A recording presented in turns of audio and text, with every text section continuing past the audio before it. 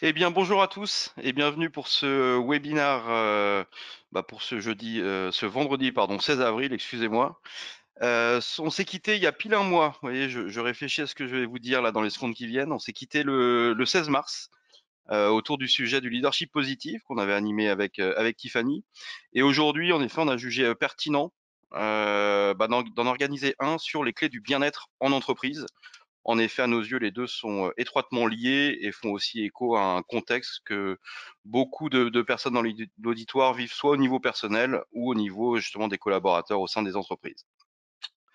Pour ce webinar, on a l'honneur d'accueillir un nouvel hôte. Bonjour Arnaud. Bonjour Damien, bonjour à toutes et à tous. Arnaud, c'est une première ensemble. Donc, Oui, tout à fait. alors, on se connaît depuis de nombreuses années.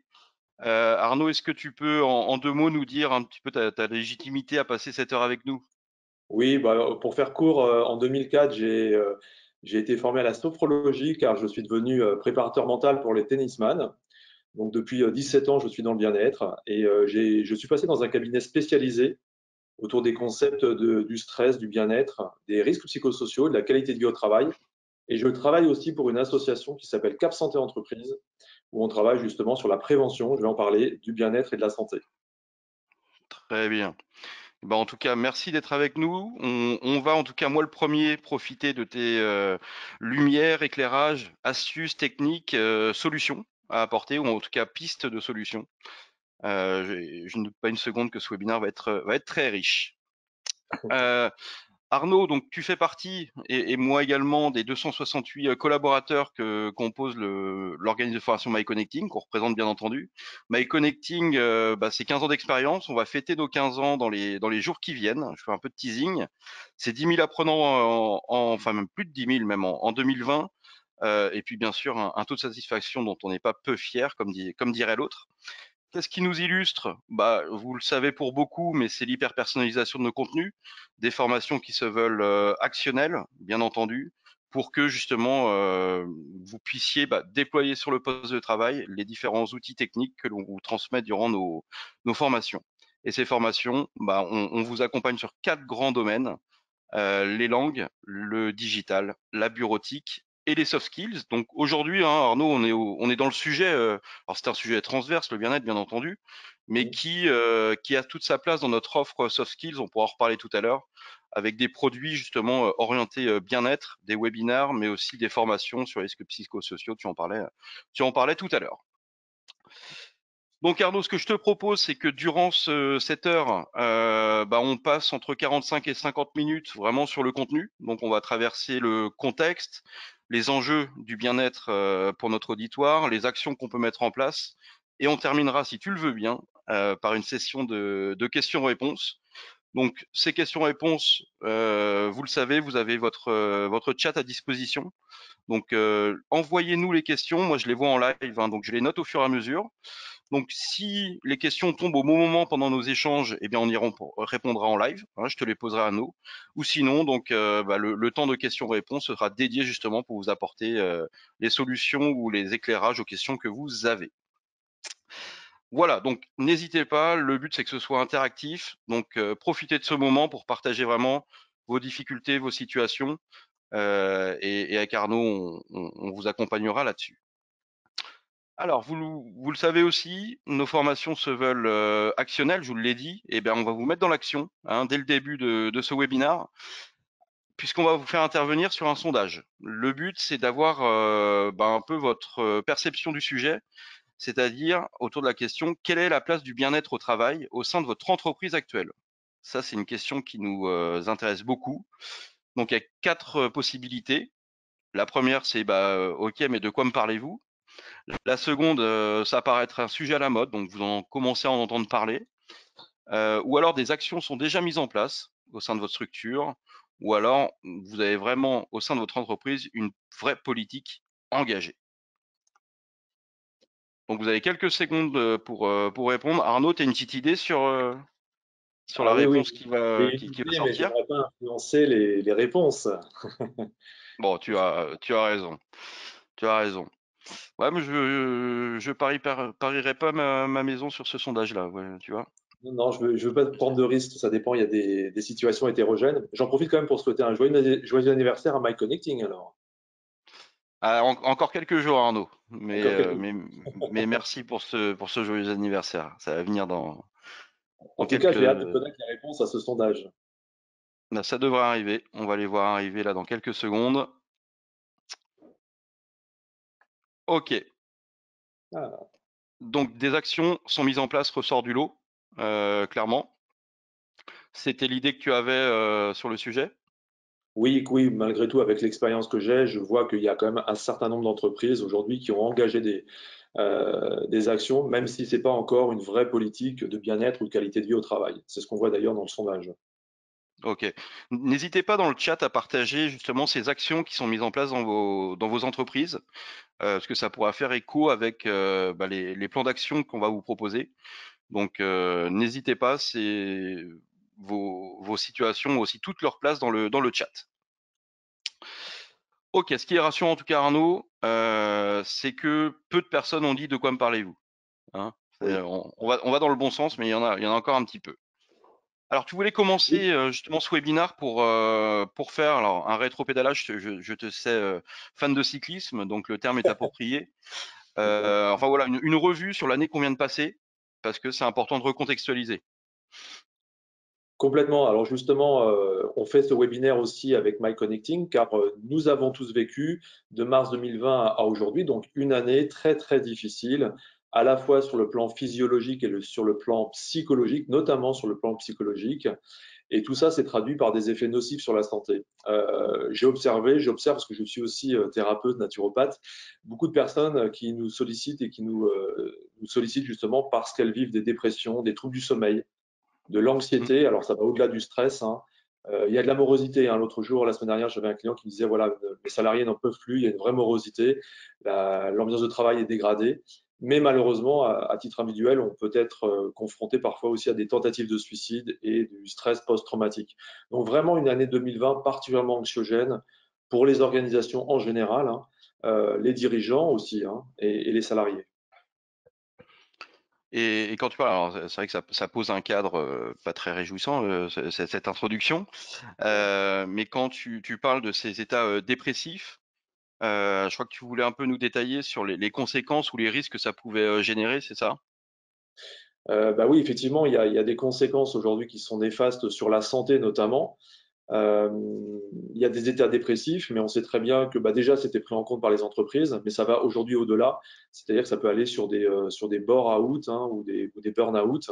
Et Ouais. malheureusement, on sait très bien que dans une phase d'épuisement, au-delà de l'état dépressif, bah, ensuite c'est les tentatives de suicide. Oui, parce que, alors, pour ne pas en arriver là, au niveau de l'entreprise, comment ça se matérialise? Qu'est-ce que tu rencontres, toi? Alors, au niveau de l'entreprise, moi, ce que je rencontre, c'est que malheureusement, il y a des états, il y a une ambiance qui est dégradée, il y a Ouais. des arrêts de travail. Enfin, en fait, au niveau de l'entreprise, ça se matérialise surtout par des coûts et des arrêts de travail. Et ça, c'est une problématique parce qu'ensuite, il y a un manque de ressources, il y a un manque de compétences. Et du coup, bah, les entreprises sont énormément impactées, en fait. D'accord. Ouais, parce que moi, c'est des retours que j'ai en effet.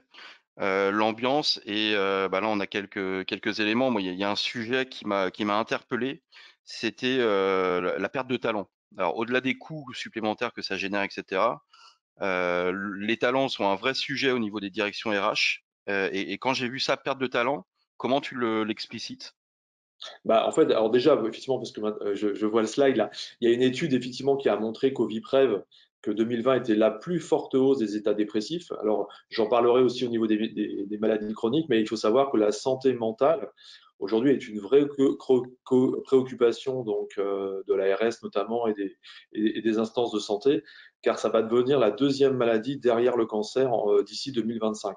Alors au niveau de la perte de talent, bah, c'est très problématique parce que souvent il y a un investissement de la part de certains salariés qui va au-delà d'un investissement classique.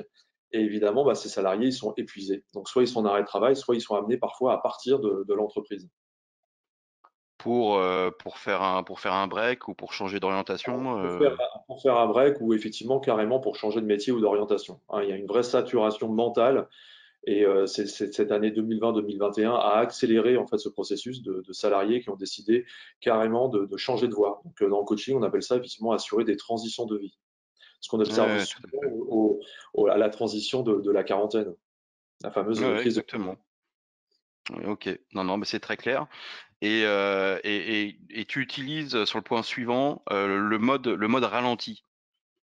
Ça, est-ce que tu peux nous en dire un peu plus? Oui, ça veut dire qu'en fait, depuis mars 2020, eh bien, nous avons tous été amenés à travailler en travail partiel, en présentiel ou à distanciel. Alors heureusement, il y a des organismes comme MyConnecting qui permettent de faire de la visioconférence, donc de garder un lien social, mais il y a eu l'arrêt des activités habituelles. Et surtout, le mode ralenti, c'est du fait qu'on Hmm. va le voir au niveau de l'alimentation, au niveau de l'activité physique. Nous nous sommes retrouvés effectivement collés derrière un écran, en sédentarité, en télétravail, et ça a perturbé beaucoup de personnes. Et surtout, ça dérègle l'harmonie de notre système et de notre corps. Donc là, évidemment, ça a un impact direct sur notre bien-être, sur notre condition de vie. Et il y a un risque supplémentaire d'aggraver effectivement notre état de bien-être. Ah, c'est très clair. Quand tu parlais des risques, en tout cas ce que l'on a subi du coup ces derniers temps, parce que bien sûr rien n'a été volontaire. Est-ce que tu peux nous mettre le doigt sur certaines mauvaises pratiques très claires qui sont arrivées bah, du coup au sein des entreprises, hein, puisque c'est des mauvaises pratiques rencontrées par les collaborateurs et les conséquences que ça a derrière? Alors globalement, on a identifié et j'ai observé deux types de mauvaises pratiques. Il y a les pratiques alimentaires et tout ce qui est lié à l'activité physique. Donc l'alimentation, en fait, globalement, ça a été une alimentation dégradée. Alors il faut savoir qu'il y a des salariés qui allaient dans des restaurants d'entreprise, par exemple. Ils se sont retrouvés bah, à faire à manger à la maison avec moins de temps, parfois moins d'énergie, et on Ouais. a mangé plus de sucre, plus de graisse. Et évidemment, ça a été corrélé avec une activité physique qui a été moindre, donc moins d'exercice physique, moins de déplacement. Alors, il y a toujours la qualité et le défaut, hein. C'est-à-dire que certains, par contre, ont eu 2 heures à 3 heures de transport en moins. Donc ça, c'était favorable, j'ai envie de dire, pour le sommeil ou pour la santé. Mais c'est pas toujours évident de travailler en télétravail et d'être sédentaire. Donc là, il y a eu vraiment Ouais, deux mauvaises pratiques à ce niveau-là. Les salles de sport qui étaient fermées, hein, donc moins d'activité ouais. physique, le confinement, voilà, les couvre-feux. Et les deux gros risques, les deux grosses conséquences qu'on a observées, notamment avec Cap Santé Entreprise, bah, c'est des risques liés aux problèmes cardiovasculaires, à l'obésité, hein, liés à l'alimentation et au risque de diabète. Ça, c'est vraiment les deux principales conséquences qu'on a pu observer. Ce qui Ça a, génère derrière. Oui, pardon, vas-y Arnaud, excuse-moi. ça a favorisé encore davantage ce type de maladie qui était déjà fort présent dans nos sociétés. Ouais. Et donc qui génère derrière de l'absence pour maladie, etc. J'imagine ça, t'as dû le vivre aussi toi avec Cap Santé. Oui, tout à fait. Alors, on l'a surtout observé à Cap Santé Entreprise. Bon, juste en passant, une petite parenthèse qui est une association pour soutenir les salariés fragilisés atteints de maladies chroniques. Mhm. Et malheureusement, ce sont des maladies qui sont plus en plus fréquentes. Alors, juste pour faire court sur les maladies chroniques, hein, c'est des maladies de longue durée. Les principales maladies chroniques, bah, on observe le cancer, il y a les maladies cardiovasculaires, il y a le diabète et malheureusement, il y a aussi maintenant les maladies mentales qui prochainement devraient arriver d'ici 2025 selon les prévisions dans la deuxième maladie. Donc, maladie mentale, c'est tout. Alors, il n'y a pas que les maladies psychiatriques, il y a aussi les maladies liées aux dépressions, notamment burn-out et autres. Donc ça, c'est très Ouais. préoccupant parce qu'on estime aujourd'hui à peu près 15% des salariés atteints, mais c'est beaucoup plus que ça dans la réalité. Quand on fait des études, on s'aperçoit que globalement, un salarié sur quatre est atteint aujourd'hui en entreprise et les prévisions sont pas Mais très optimistes. je crois qu'on a une infographie là-dessus Oui. sur ces chiffres clés et c'est vrai que quand je l'avais vu ça m'a interloqué. Tu peux nous la partager, Laurine? Voilà. Merci. Donc, effectivement, on a la définition là ici d'une maladie chronique, hein, qui est une maladie de longue durée, hein, évolutive, qui amène Ouais. parfois même certaines personnes à être évaluées, enfin, qualifiées de handicap, hein, de travailleurs handicapés.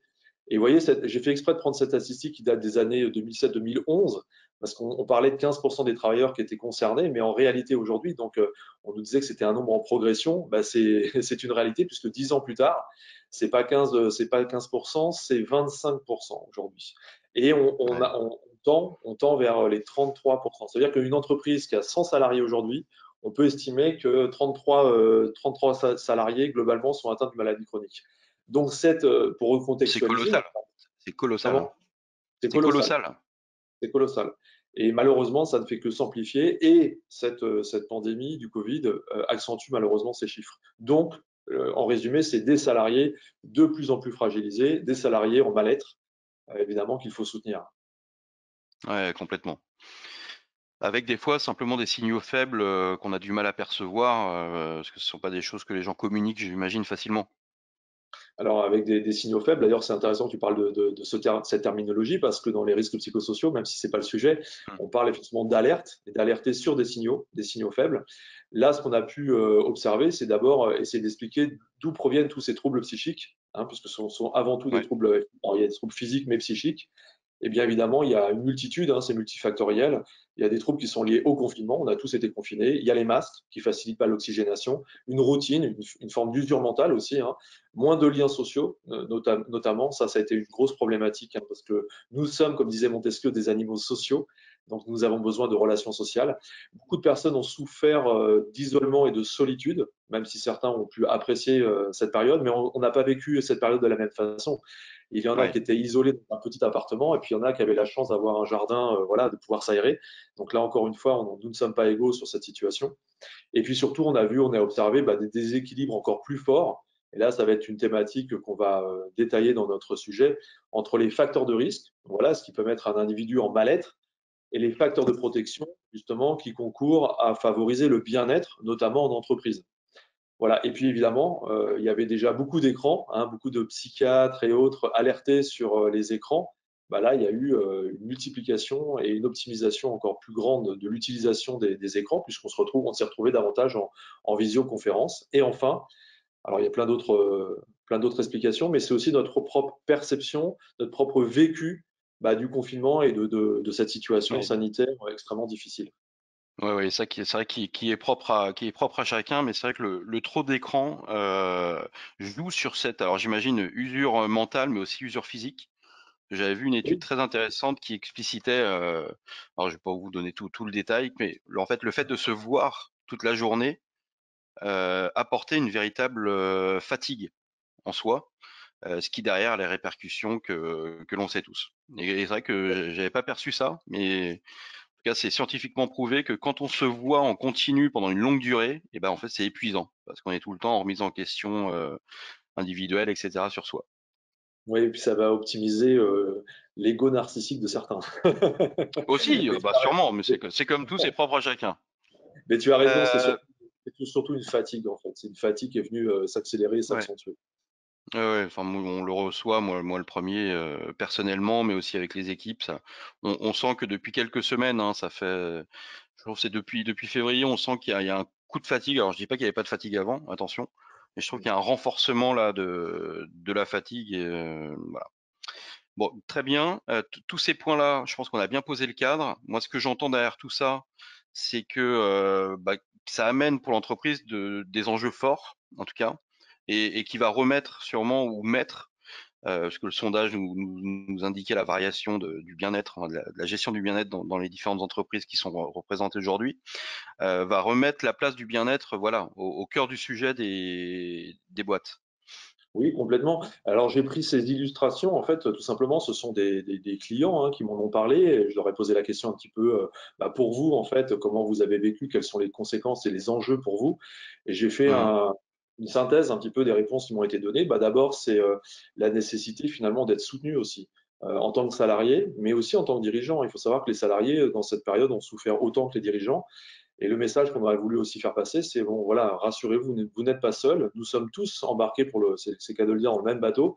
Et c'est pas une fatalité. Donc ça, c'est le point positif que j'ai envie de passer aujourd'hui. Ce qu'il faut rester positif, c'est que voilà, on arrivera, on sortira du tunnel un jour, hein, évidemment, heureusement. L'enjeu, c'est malgré tout, on l'a dit, vu la mauvaise alimentation, les écrans, enfin les différents troubles, de continuer à prévenir un bon état de santé. Et on l'évoquera, le bien-être évidemment d'entreprise, c'est d'abord et avant tout une action de prévention. Ensuite, et là on va en parler également avec un nouvel ANI, c'est aussi de favoriser le maintien dans l'emploi. Malheureusement, il y a beaucoup d'entreprises qui ont été obligées de déposer le bilan, hein, du fait de cette situation. Donc là, on a une crise, vient s'ajouter une crise sanitaire, une crise socio-économique, hein, avec beaucoup de personnes qui perdent leur emploi. L'idée aussi, effectivement, l'enjeu, c'est de soutenir les salariés, hein, dans la durée, puisqu'il y a vraiment une usure, on en parlait à l'instant. Et au bout d'un an, Ouais, c'est très très long, hein, de résister un an. Alors, pour ceux qui ont fait des formations sur le stress, on parle souvent du syndrome général d'adaptation, hein, où on a une phase d'alarme, une phase de résistance. Et bien là, pour beaucoup d'individus, on a passé la phase de résistance et on est dans une phase d'épuisement. Donc, quand on est dans une phase d'épuisement, il y a la nécessité de soutenir, j'ai envie de dire, tous les membres de l'entreprise, mais avant tout les citoyens que nous sommes. Voilà, il y a eu la nécessité aussi d'un point de vue économique pour les entreprises, de conserver une dynamique professionnelle, évidemment, puisqu'il y a des enjeux qui sont très forts, et aussi et surtout de prévenir les arrêts de travail dus, tu le disais, à l'usure physique et psychique, à cette fatigue. Donc, des gens n'en peuvent plus, donc se mettre en arrêt de travail. Malheureusement, ça a un coût pour l'entreprise. ouais, ouais. Et alors j'ai une question, je ne sais pas si tu as la réponse. Sur cette dimension d'arrêt de travail, est-ce que tu as des chiffres ou une tendance sur la croissance des arrêts de travail qu'on a rencontrés là depuis 6 mois par exemple, ou depuis début de l'année? Est-ce que tu as des éléments là-dessus? Oui, alors j'ai pas des chiffres précis, mais j'ai entendu dire. Alors déjà, concernant les chiffres, nous savons que nous étions passés de 14 jours à 17 jours d'arrêt de travail déjà juste avant le Covid. Donc déjà, il y avait une augmentation, une D'accord. accélération des arrêts de travail. Mais là, alors, on attend les chiffres, mais en fait, la crainte est très grande d'une augmentation réelle. Après, ça va être difficile aussi de comparer, de faire une comparaison, puisque Hmm, au-delà des arrêts de travail, il y a des gens qui ont perdu leur travail. Donc la comparaison n'est pas sur la même dimension et les mêmes critères. d'accord, très bien. Je te remercie Arnaud. Tu parlais de prévention. Je pense que c'est un sujet et un sujet. Alors tu parlais de prévention et tu as parlé d'ANI. Oui, En effet, ça va être la deuxième action de votre part durant ce webinaire. Justement, l'ANI, hein, qui est l'accord national interprofessionnel, c'est bien ça? tout à Voilà. fait. On, on en a eu un nouvel le 9 décembre 2020. On voulait savoir, est-ce que vous connaissez les trois axes majeurs de l'ANI du 9 décembre 2020, pardon. Bon, bah là, c'est très simple, il y a trois choix de réponse. Oui, non, ou j'en connais, mais pas les trois. Pareil, tu as une petite idée par rapport toi Alors ça dépendra du public que nous avons finalement Mhm. au travers de cette visioconférence. Tout dépend si les personnes sont vraiment impliquées dans des CSE au niveau des ressources humaines.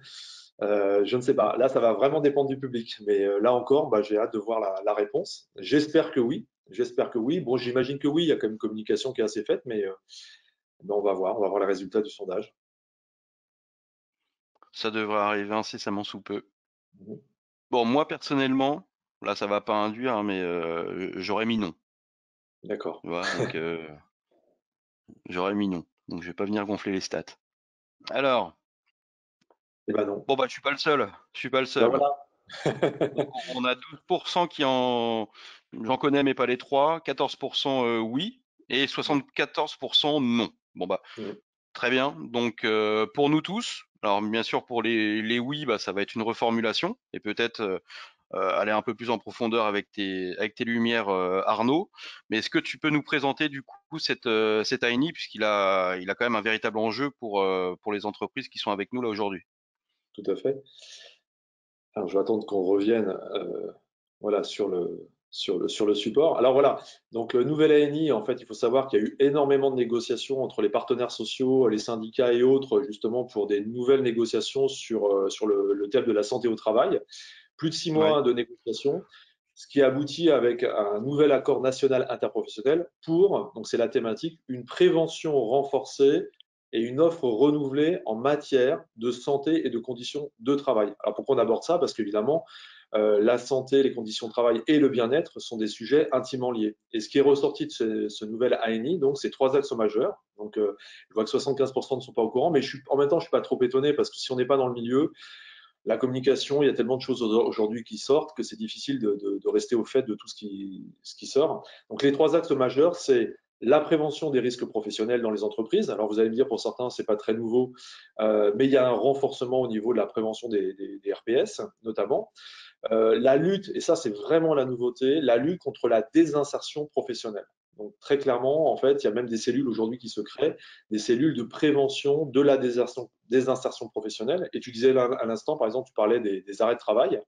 Et ben, Ouais, ça va être la lutte qui va être réalisée notamment pour les personnes qui atteignent 50 ans. Hein. Il y aura des visites, bon, ce qui se faisait déjà, mais ça va être accentué de reprise et de pré-reprise du travail en cas d'arrêt de travail. Et le troisième axe majeur, c'est la promotion de la, alors, certains connaissent, de la QVT, hein, la qualité de vie au travail. On parle aussi de QVCT maintenant, hein, de ouais. qualité de vie et de conditions de travail, en lien avec la santé au travail. Voilà. Et ce nouvel ANI, je tiens à le préciser, va être intégré à la loi visant à réformer la santé au travail. Donc on va en un degré, on va encore plus loin, effectivement, aujourd'hui, dans la prévention de la santé et du bien-être au travail, avec une responsabilité très importante, puisque sera intégré, alors je ne vais pas le développer ici, mais sera intégré notamment un passeport prévention où les entreprises devront indiquer les actions qu'elles vont réaliser en matière de prévention pour leurs salariés. Et quand tu dis là, ça m'intéresse, quand tu dis, enfin tout le reste m'intéresse Arnaud, hein, je te rassure, mais quand tu dis les entreprises devront, elles doivent ou elles devront, et si elles devront, c'est quand? Alors, en fait, elles doivent déjà. Hein, au niveau législatif, toutes les entreprises aujourd'hui devraient avoir ce qu'on appelle un DUR, un document unique d'évaluation des risques, dans lequel on a D'accord, intégré ouais. les risques psychosociaux. Donc ça, c'est la légalité. Mais pour avoir travaillé dans ce domaine, je sais qu'aujourd'hui, toutes les entreprises n'y ont pas encore répondu, malgré que ce soit effectivement une obligation. Donc, elles doivent déjà, mais elles devront encore renforcer effectivement ce document unique d'évaluation des risques, notamment avec la lutte contre la désinsertion professionnelle. Donc, mettre en place des D'accord. actions réelles Ouais, ouais. pour faire face à cette situation. Ouais, tu animes, je crois, hein, une conférence sur le sujet de la désinsertion professionnelle prochainement, non? Oui, alors pour ceux que ça intéresse, j'anime la semaine prochaine, c'est le 21 avril à 11h30 pour l'association Cap Santé Entreprise, une visioconférence, faut s'inscrire sur la prévention et la Mhm. désinsertion professionnelle, mais aussi les maladies chroniques. Et on fera un focus aussi sur les soins de support, les soins de confort et de bien-être Très en bien. termes de solutions pour les entreprises. Super. Et une dernière question, enfin j'en aurai sûrement d'autres. La différence entre QVT et QVCT, puisque j'avais en effet eu écho de ce nouvel acronyme, donc sur les conditions de travail qui rentrent dans la qualité de vie au travail. Concrètement, qu'est-ce qui diffère? Pas grand-chose. Juste l'appellation, parce C'est que du finalement, marketing? ouais, Ne c'est me du dis pas que c'est du marketing parce que marketing. si, si. Parce que dans la QVT, la qualité de vie au travail, certaines entreprises intégraient déjà les conditions de travail. Honnêtement, c'est une question aussi de préférence en entreprise. Certaines veulent accentuer sur les conditions de travail. Hmm. Bon, ok, ok, ok, très bien, je te remercie. Tu voulais à présent nous partager aussi, toi, ta vision à toi du bien-être. Et c'est intéressant parce que tu es expert du sujet, hein, certifié, praticien, enfin, etc. Et j'en passe, coach. Ouais, ouais, tout à fait.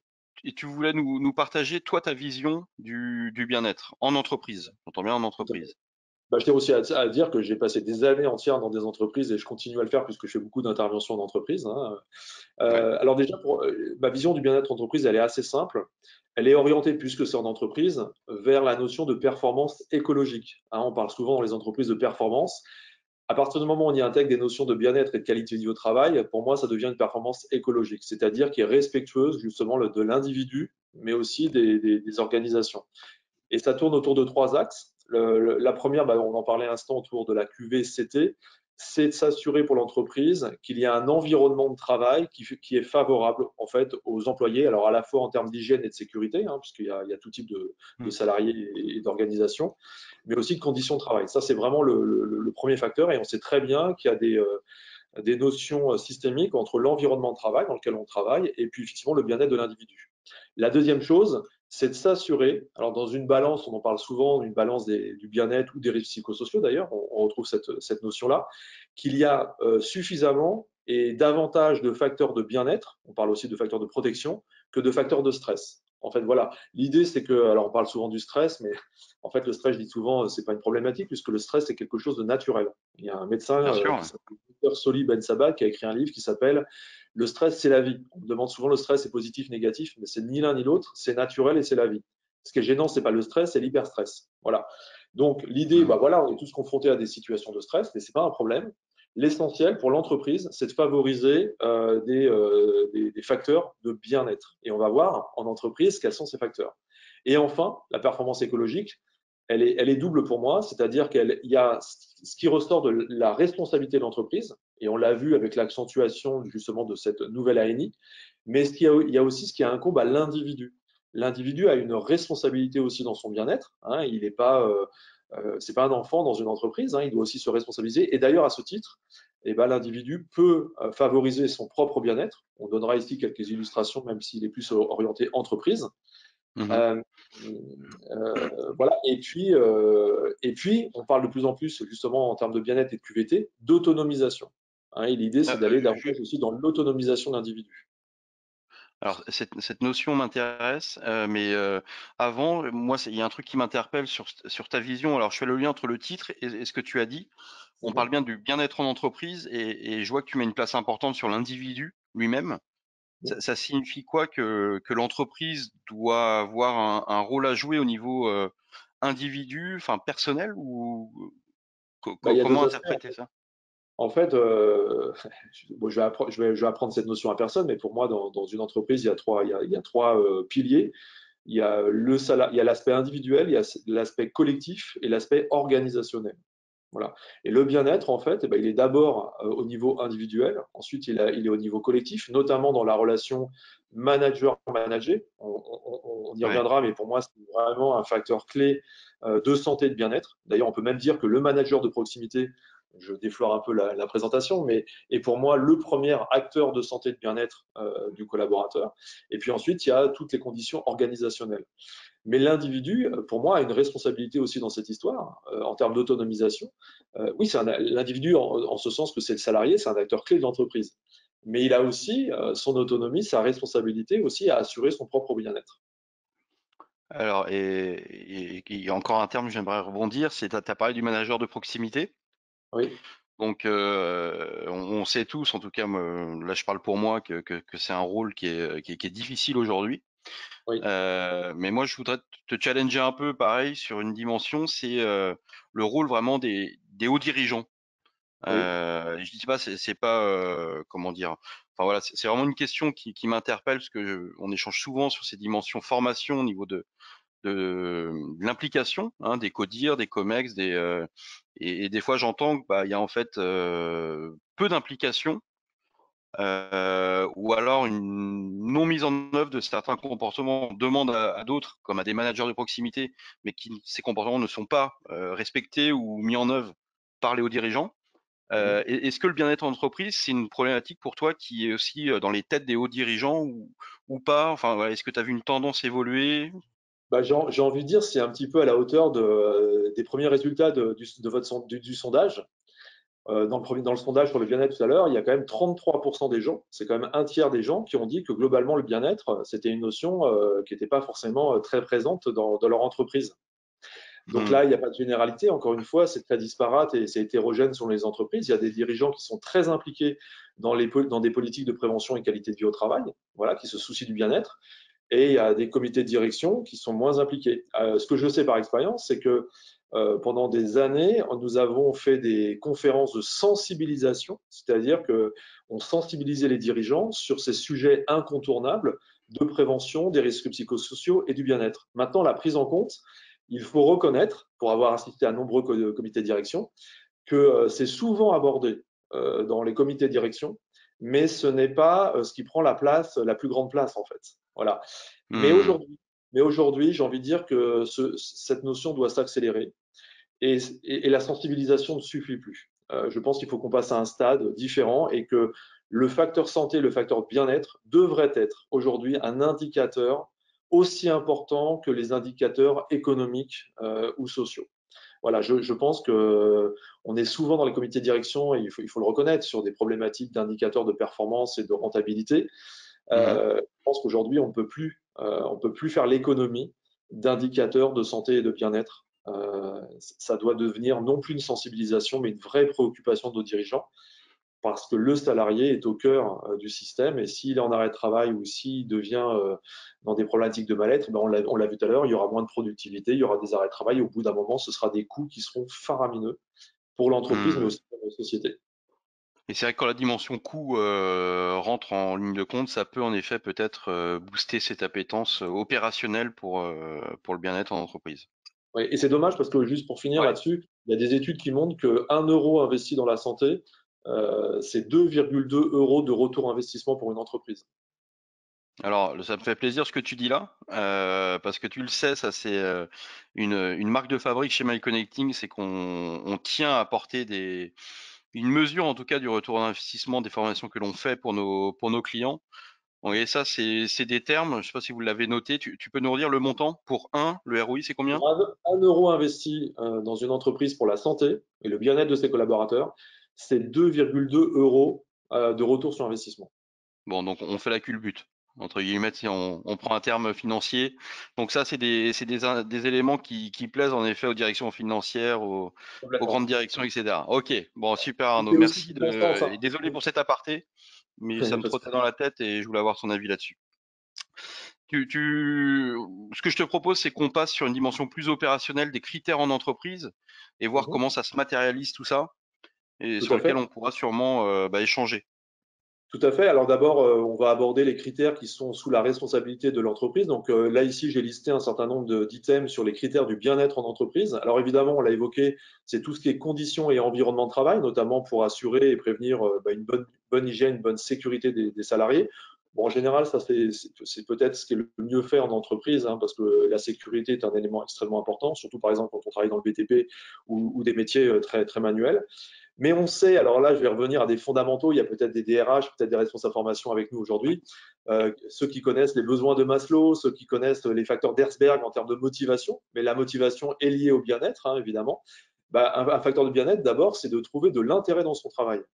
Ça, c'est extrêmement important. C'est que quelqu'un qui est passionné, qui aime son travail, bah, c'est un critère de bien-être. Ensuite, deuxième critère, enfin troisième critère du coup là sur notre support, c'est tout ce qui est lié à la reconnaissance et au soutien. Et très clairement, deux critères du bien-être aujourd'hui, c'est de développer dans les entreprises des pratiques de reconnaissance. Voilà, développer des pratiques de reconnaissance et développer et favoriser le soutien social au travail. Alors vous allez me dire, j'enfonce des portes ouvertes parce que ça fait des dizaines d'années dans les formations management qu'on dit aux managers qu'il faut apporter de la reconnaissance, mais je le vois chaque semaine en coaching notamment, j'accompagne Mm. des managers ou des dirigeants qui me disent mais j'ai pas la reconnaissance de mon hiérarchique. Et c'est une vraie problématique parce qu'on a dit tout à l'heure qu'on avait des troubles psychiques et la reconnaissance, c'est un vrai soutien moral et c'est un vrai soutien. Donc je parlais tout à l'heure de facteurs de risque, facteurs de protection. La reconnaissance, favoriser des pratiques de reconnaissance, ce sont des vrais facteurs de protection, de bien-être en entreprise. Et c'est encore Et, insuffisant en France. et ces pratiques, si tu dois nous en donner deux, trois que toi tu préconises, c'est quoi concrètement des pratiques de reconnaissance qui fonctionnent? Bah, très simplement, enfin, franchement, j'ai des exemples très simples, mais c'est quelqu'un qui a réalisé un projet, qui a abouti à un projet, tout simplement, c'est de le remercier déjà, le féliciter sur Mm. son travail, c'est de régulièrement, même pour des tâches anodines, de dire bravo, de féliciter, de reconnaître le travail accompli. Une personne fait une prestation pour une première fois, voilà, de faire un débriefing aussi, un débriefing, mais un débriefing qui soit constructif. Et on sait très bien, par exemple, on va aborder ça tout à l'heure, qu'en Ouais. psychologie positive, on sait très bien qu'il faut 3 retours positifs pour un retour entre guillemets négatif pour qu'il y ait un Mm. équilibre. Et souvent, c'est l'inverse. Voire, on fait des critiques, on fait uniquement des critiques négatives, mais on ne sait pas réaliser des critiques constructives. C'est ça un exemple de Ouais, reconnaissance. ouais, c'est vrai qu'on entend parler beaucoup de feedback et tu l'as dit et je le confirme. Bon, si c'était vraiment fait, j'allais te dire, on ferait beaucoup moins de formations sur le sujet. Mais la dimension de feedback, bah, je suis transparent, hein, mais on en parle en effet depuis, moi, ça fait 15 ans que je suis dans la formation, ça fait 15 ans que j'entends parler du feedback. Et pour autant, il y a un vrai besoin d'accompagnement des managers, mais aussi des collaborateurs, hein, parce que du feedback entre nous, on travaille de plus en plus en transversal, donc c'est important. C'est vraiment pas qu'une dimension managériale, mais aussi du collaborateur envers son manager, puisque le feedback ascendant a des vraies vertus et favorise cette dynamique, favorise le travail d'équipe, facilite en tout cas le fait de trouver du sens. Voilà. Et là, sur ce point-là, tu parles de balance favorable, c'est quoi ça? Alors, juste pour finir sur les critères, donc il y a le travail en équipe, évidemment, qu'il faut aussi Ouais. favoriser, encore plus difficile qu'on est en sédentarité. Une notion extrêmement importante qui est liée au bien-être, au bonheur aussi, c'est de trouver du sens à ton travail. Et évidemment, euh, pour moi, les principaux critères de bien-être en entreprise, c'est le développement des compétences. Combien de personnes je vois, je faisais cette semaine des webinaires sur la prise de parole, des personnes qui sont Ouais. stressées, qui ont du trac parce qu'elles n'ont pas la compétence, par exemple, de prendre la parole. Mais il y a plein d'exemples que je pourrais prendre comme ça. Donc, le développement des compétences, la formation, pour moi, c'est un des éléments clés de bien-être en entreprise. La promotion, la responsabilité. Et pour répondre à ta question, la balance favorable, facteur de risque, facteur de bien-être, je le disais tout à l'heure, hein, tout simplement, c'est de s'assurer que nous avons davantage de facteurs de protection, c'est-à-dire tout ce qu'on vient de citer en amont, de la reconnaissance, du soutien, du travail d'équipe, au-delà des conditions de travail. Alors, j'ai volontairement pas mis un baby-foot, une PS4, etc., parce que je pense Ouais. qu'avant, parce qu'à une époque, c'était un peu ça. On a associé la qualité de travail, Arnaud, c'est la PS5 maintenant. pardon, PS5.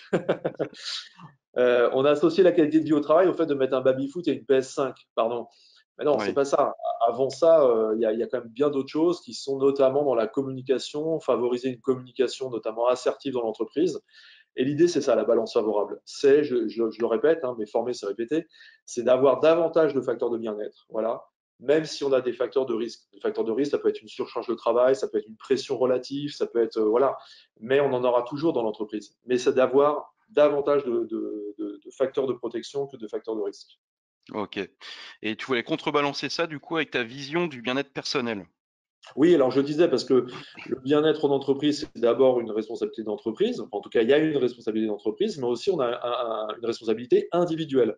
Et je ne voudrais pas que dans le bien-être de l'entreprise, on fasse porter tout le poids du bien-être à l'entreprise. Voilà, ce serait, c'est pour le dire autrement, je pense que le bien-être en entreprise, il doit d'abord partir de l'individu. C'est d'ailleurs pour ça que je distingue souvent la notion de motivation et de mobilisation. La motivation, elle est d'abord individuelle. Et dans le bien-être personnel, chaque individu devrait apprendre à trouver son équilibre et son autonomie au travers pour moi de trois piliers. Le premier, c'est tout en haut, c'est le pilier du corps, c'est-à-dire euh, se former à savoir ce qu'est une bonne santé, avoir une bonne hygiène de vie, avoir un bon sommeil, une bonne alimentation, de l'hydratation, des activités physiques, de la relaxation.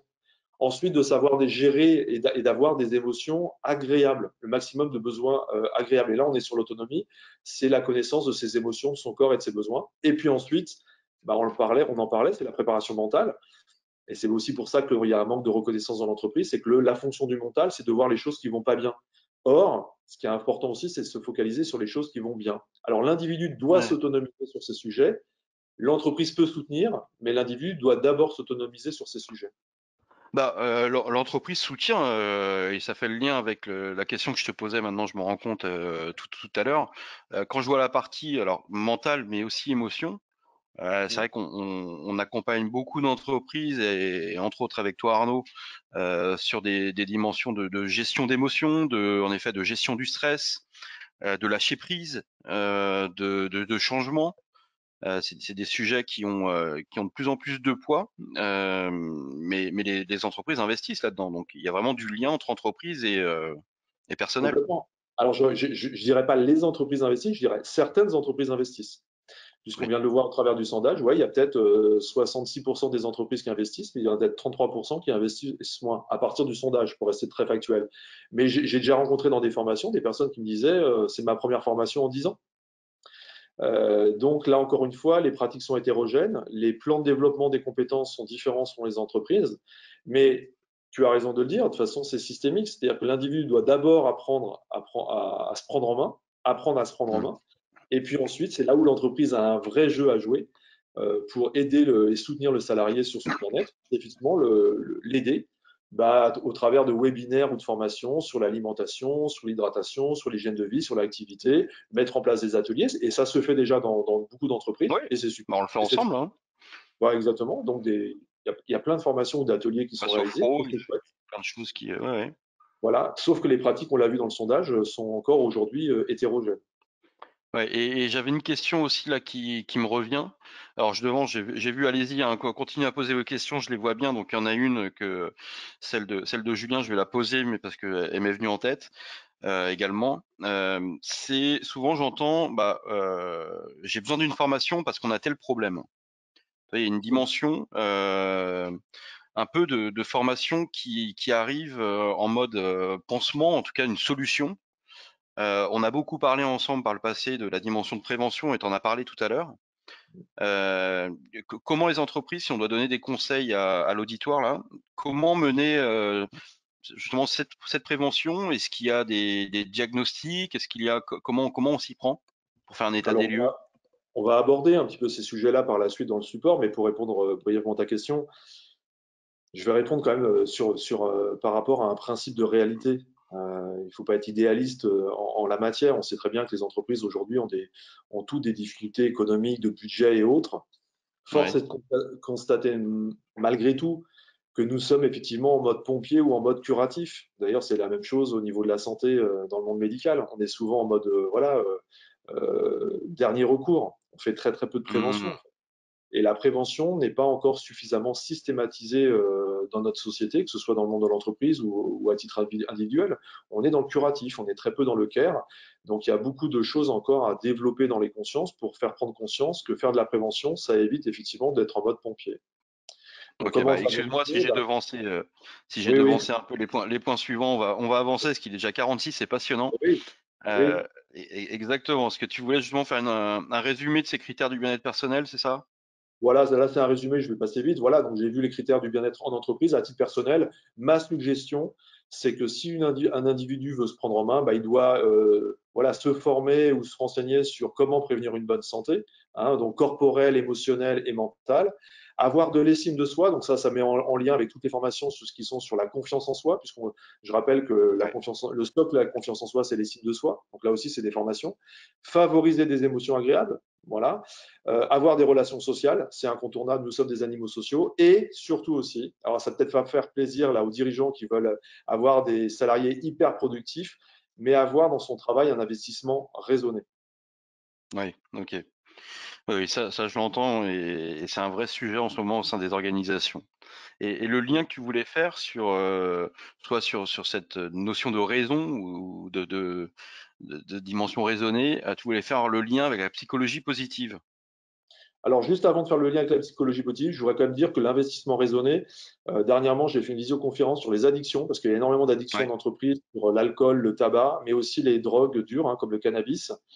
Et aujourd'hui, je suis même sollicité sur les addictions, ce qu'on appelle le workaholisme, c'est-à-dire des gens qui s'investissent ouais. davantage et beaucoup trop dans le travail. Alors, en compensation peut-être d'autres choses qui ne sont pas équilibrées.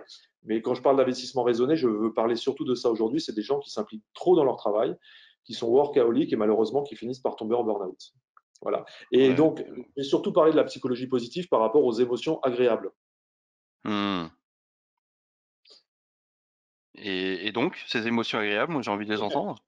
Eh ben, je parlais tout à l'heure de facteurs de bien-être donc en entreprise. Donc, à titre personnel comme dans l'entreprise, aujourd'hui, ce qu'on doit favoriser en entreprise, effectivement, c'est des émotions agréables pour tous, au niveau individuel, au niveau collectif. Mmh. Et ça se travaille.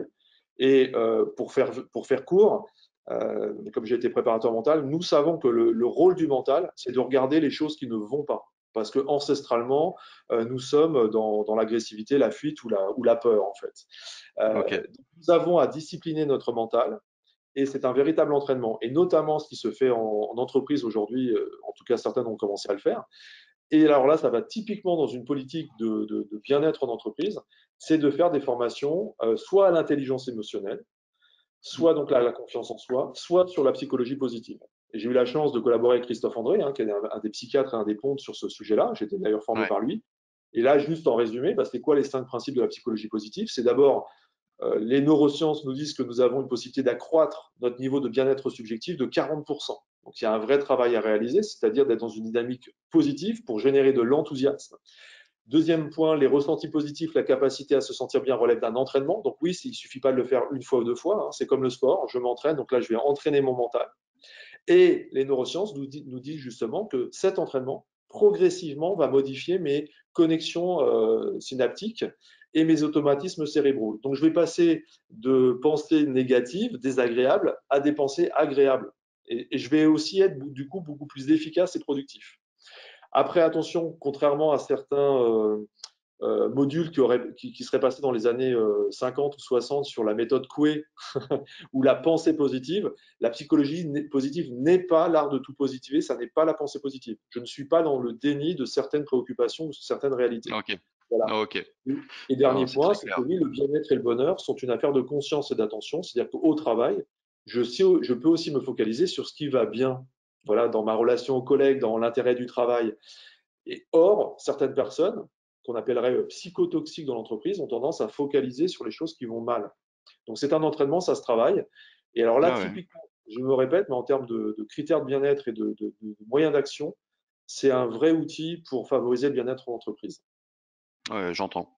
Et ça répond à une question, donc Karine, hein, j'ai bien votre question. Donc on va se rapprocher de vous justement pour vous apporter des informations précises sur des actions qu'on peut mettre en œuvre de façon bien sûr très concrète. Et Alexandra aussi, alors je ne cite pas l'entreprise, mais elle se reconnaîtra, elle nous dit qu'elle met en place des webinars qui sont organisés sur le bien-être de l'individu et Oui, elle nous dit qu'ils sont très pertinents et j'imagine du coup très bénéfiques aussi. très bien. Un point sur lequel je voulais intervenir avec toi, c'était justement sur les incontournables vraiment, mais au niveau management et DRH. Si on doit faire Mhm. un résumé de la situation, qu'est-ce que tu entends par incontournable et qui plus est au niveau management et RH?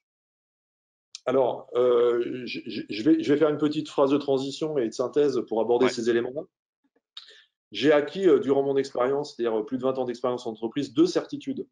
La première, c'est que le développement des compétences aujourd'hui favorise la santé, le bien-être et l'efficacité au travail.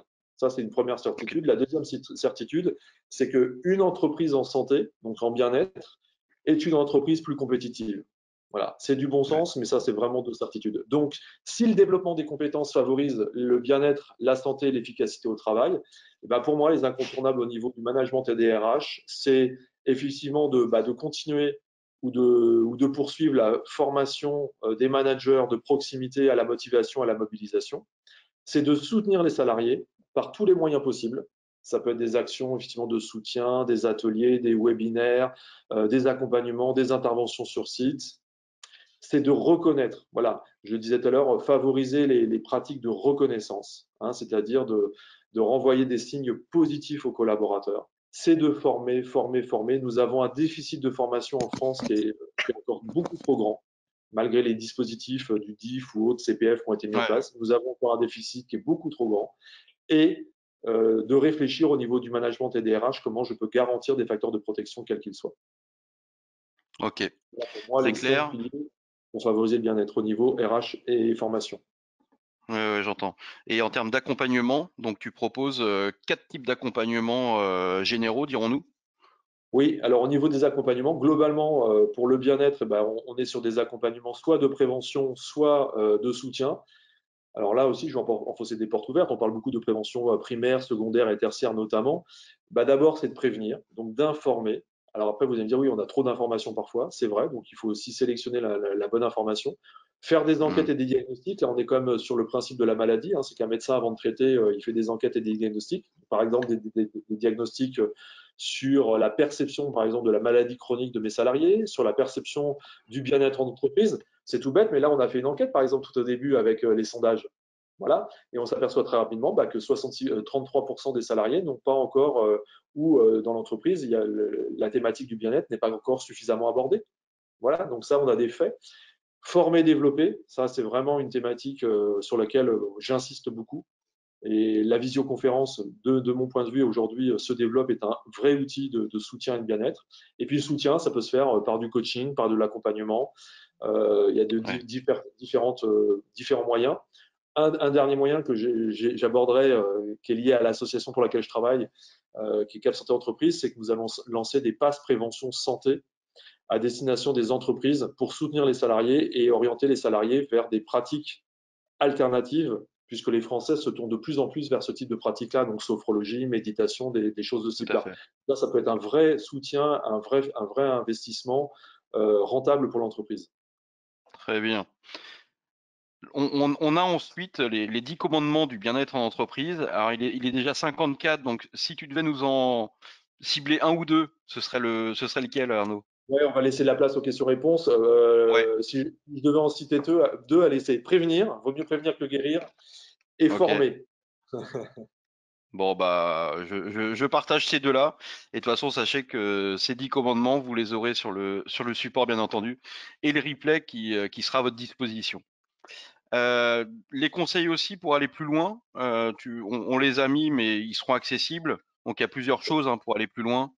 Bon, c'est un rappel, c'est d'abord s'appuyer Ouais. sur les ressources internes de l'entreprise, donc contacter les services internes, le CSE, le numéro vert quand il y en a, l'intervention, pourquoi pas, de sophrologue en interne aussi, et puis des accompagnements externes, comme tu le fais aujourd'hui avec Ma Connecting, c'est-à-dire des formations, des visioformations, voilà, sur les Mhm. différents stress, enfin thèmes qu'on a abordés. Et puis, je rappelle, l'association Cap Santé Entreprise en soutien aux salariés fragilisés et aux aidants familiaux.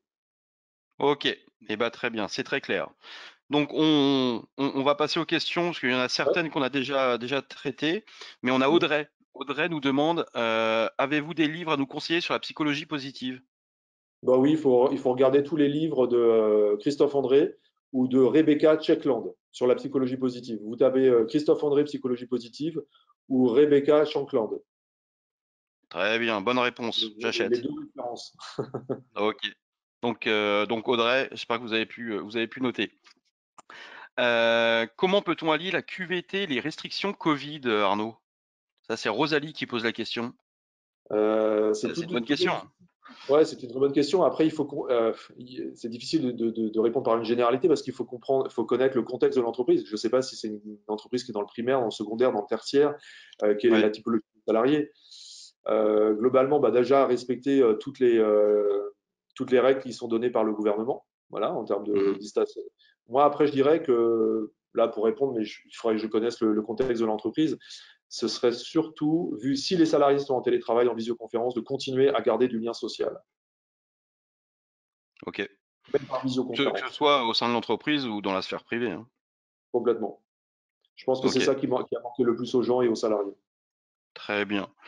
On a Nicolas qui nous demande, y a-t-il une méthode particulière ou que vous nous conseillez pour évaluer le bien-être en entreprise? Non, il n'y a pas de méthode particulière. Moi, Il y a alors, quoi? je peux Il y a parler que de ce des que je connais. enquêtes, des... Bah, disons que nous, par exemple, chez Cap Santé Entreprise, oui, on a un questionnaire type, mais qu'on peut faire évoluer sur des critères d'évaluation du bien-être en entreprise, autour de ce que j'ai évoqué dans la conférence. Après, voilà, D'accord. mais c'est autour des critères que j'ai donnés dans la conférence. Ok. Conseillez-vous les séances de sophrologie en groupe? C'est Alexandre qui pose cette question.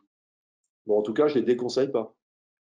Ouais, ouais, ouais. Alors nous, on en fait, alors pas avec toi Arnaud, avec d'autres experts. Ça fonctionne très bien et dans un contexte professionnel. Donc, moi, je vous confirme que les retours que l'on a, on organise ça sur le temps du midi et sont même des parcours bien-être. Ça fonctionne. Donc après, c'est aussi propre à chacun, celui qui veut vivre ce moment-là sur un niveau individuel ou pourquoi pas en groupe. Alors pourquoi j'ai On dit a ça? une Parce que autre. j'aime pas les généralités. Alors, je suis sophrologue Ouais, de formation, c'est qu'en fait, en sophrologie, il y a deux courants, et souvent on parle que d'un courant. On parle souvent de la relaxation apaisante, mais ça ne correspond pas à tous les profils. Il y a aussi ce qu'on appelle la relaxation dynamique, ça correspond à des profils plutôt énergiques. Donc je sais que ça ne correspond pas à tout le monde, mais oui, pour répondre à la question, bien sûr que je les conseille, mais ça ne correspond pas toujours à tout le monde, selon son tempérament. ok. Merci Arnaud. Une autre question de Colline. Cette question, c'est quelle différence faites-vous entre bonheur et bien-être au travail? Ça, c'est une bonne question. Alors, c'est une très bonne question. Alors, le bonheur, par définition, est un concept philosophique, mais les scientifiques se sont penchés sur la question et la définition du bonheur au niveau scientifique, c'est un bien-être subjectif. Et le bien-être subjectif, c'est un bien-être, alors écoutez bien, eudémonique cumulé avec un bien-être hédonique. Donc le bien-être eudémonique, c'est la capacité à trouver du sens à sa vie, donc du sens aussi à son travail.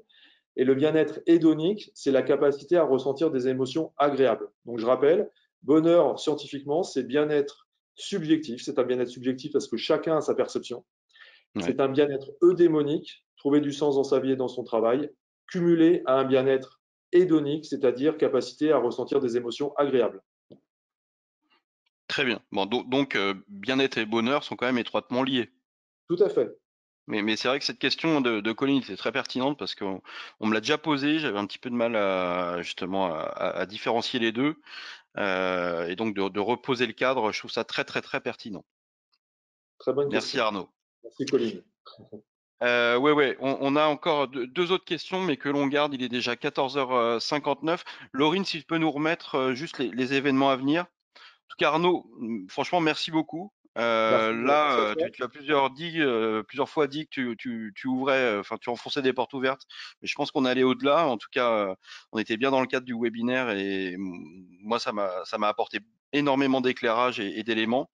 Merci à toi. Euh, je sais que une personne, je l'ai vu passer, je vais reprendre, hop, je crois que c'est Alexandre, pardon, oui, qui demande les coordonnées de Cap Santé. Ça, on va vous envoyer bien sûr tout ça. Oui. Les prochains événements, on va se retrouver sur l'optimisme, hein. Le prochain webinaire, ce sera avec Tiffany Gadona sur l'optimisme en entreprise. Super. Donc je pense qu'on est toujours dans la même lignée, en tout cas, hein, Arnaud. Ouais, Et je vous exactement. donne rendez-vous donc le 4 mai de 11 heures à midi et toujours nos sessions découvertes à nos formations, le concept MySoft à distance, donc les soft skills à distance, dont que Arnaud anime avec brio, avec une Merci. session découverte. Donc vous pouvez tester le concept le 6 mai de 10 heures à midi. Voilà. Et ben, il est 15 heures Arnaud. Merci beaucoup.